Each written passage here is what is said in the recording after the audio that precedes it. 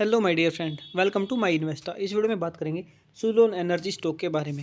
एक समय पर आप देखोगे तो ये स्टॉक 1 रुपये पे ट्रेड कर रहा था और उसके बाद इस स्टॉक ने मल्टी बैग रिटर्न अपने इन्वेस्टर को निकाल कर दिए। वो 3 साल के अंदर इसने अपने इन्वेस्टर का 1 लाख को 67 लाख में कन्वर्ट कर दिया।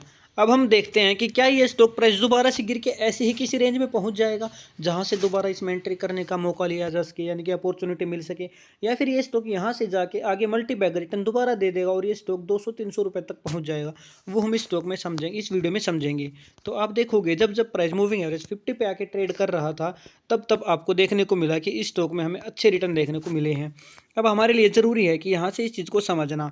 तो वीकली टाइम फ्रेम के अकॉर्डिंग यहाँ पर अब जब प्राइस 88 पे ट्रेड कर रहा था तो हमें दिखा कि प्राइस मूविंग एवरेज 50 से काफ़ी दूर है, काफ़ी दूर है।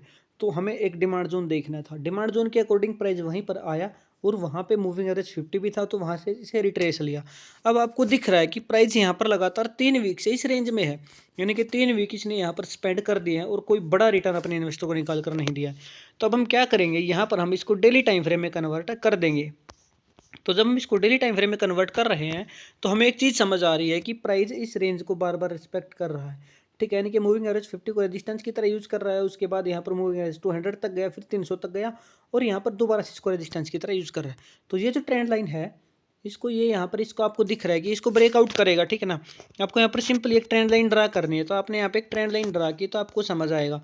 ठीक है, तो आपने देखा कि प्राइस बार बार इसको रिस्पेक्ट कर रहा था, तो अभी आपको दिखा कि यहाँ से ब्रेकआउट मिला, लेकिन ब्रेकआउट के बाद यहाँ पर एक रिट्रेसमेंट होना जरूरी है। अगर यहाँ पर अब हमारे लिए इंपॉर्टेंट रेंज क्या है, हमारे लिए इंपॉर्टेंट रेंज है 68 रुपीज़ की, यानी कि अगर 68 रुपीज़ के ऊपर क्लोजिंग मिल जाएगी तो फिर हमें अच्छे टारगेट यहाँ से मिल जाएंगे।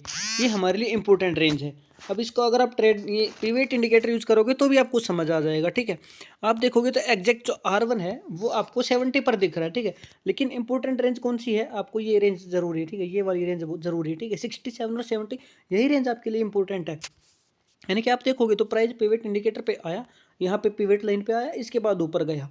अब R1 को अगर ब्रेकआउट दे देगा तो आपका टारगेट सीधा सीधा 78 का होगा और उसके बाद 87 का। ये दो टारगेट आपको आगे चल के बहुत आराम से मिल जाएंगे। ठीक है, ऐसा नहीं है कि ये 2-3 दिन में ये टारगेट मिलेंगे या 1 वीक में मिलेंगे, इसके लिए 2 महीने भी लग सकते हैं। लेकिन ये टारगेट आप 2 महीने के टारगेट मान के चलोगे तो बहुत ही अच्छा रिटर्न आपके लिए रहेगा। अगर इसको आप मेजर करोगे तो आपको दिखेगा कि हाँ, अब हमें जो रिटर्न मिला वो लगभग 24%, 22% का रिटर्न आपको यहाँ पर 2 मंथ के अंदर मिलेगा। तो बहुत ही अच्छा रिटर्न ये स्टॉक की तरफ से रहेगा और आगे चल के इस स्टॉक में और भी बड़े टारगेट आपको मिल जाएंगे। ठीक है, तो मुझे उम्मीद है ये चीज़ आपको समझ आई है। सिंपल क्या करना है, वीकली टाइम फ्रेम देखना है, उसके बाद आपको डेली टाइम फ्रेम के अंदर भी देखना है। तो कैसे आपके टारगेट मिलेंगे और कैसे आपको क्या स्टॉप लॉस रहेंगे, तो ये चीज़ आपको बहुत आसानी से समझ आई होंगी। सिंपली बैठ के आपको चार्ट को ऐसे देखना है कि आपको दिख रहा है कि प्राइस ने यहाँ पे डबल टॉप बनाया, उसके बाद प्राइस नीचे गया, यहाँ पर बार बार इस लाइन को रिस्पेक्ट कर रहा है। अगर ब्रेकआउट देगा तो हमारे ये टारगेट मिलेंगे। इतना सा आपको समझना है। तो मुझे उम्मीद है मेरी वीडियो आपको पसंद आई है। वीडियो पसंद है वीडियो को लाइक करें और चैनल को सब्सक्राइब करना ना भूलें। सेबी रजिस्टर्ड नहीं हूँ तो कोई फाइनेंशियल एडवाइस नहीं रहेगी, लेकिन जो चीज़ सिखाऊंगा वो बिल्कुल सही और सटीक सिखाऊंगा। इसके अलावा आप इसमें अगर थोड़ा वीडियो लंबी हो रही है, अगर आप एंड तक देखोगे तो आप ये चीज़ भी समझोगे कि जब आप इसको देख रहे हो तो इसको सिंपली मंथली टाइम फ्रेम में कन्वर्ट करोगे तो आपको यहाँ पर दिखेगा, आपको ये चीज़ दिख रही है कि प्राइस पहले भी इस रेंज में आया था। यहाँ पे आपका रेजिस्टेंस रहेगा, उसके बाद ब्रेकआउट देगा तो अगला टारगेट सीधा सीधा आपका 350 का टारगेट है। ठीक है, यानी कि अगर 80-90 की रेंज को ब्रेकआउट करता तो सीधा 350 और 250 के ये बड़े टारगेट आपके लिए तैयार बैठे हैं। तो इस स्टॉक पे नज़र बना के रखिएगा, इस तरीके से आप इसमें प्रॉफिट गेन कर सकते हैं। तो इस वीडियो में इतना ही। Thank you very much.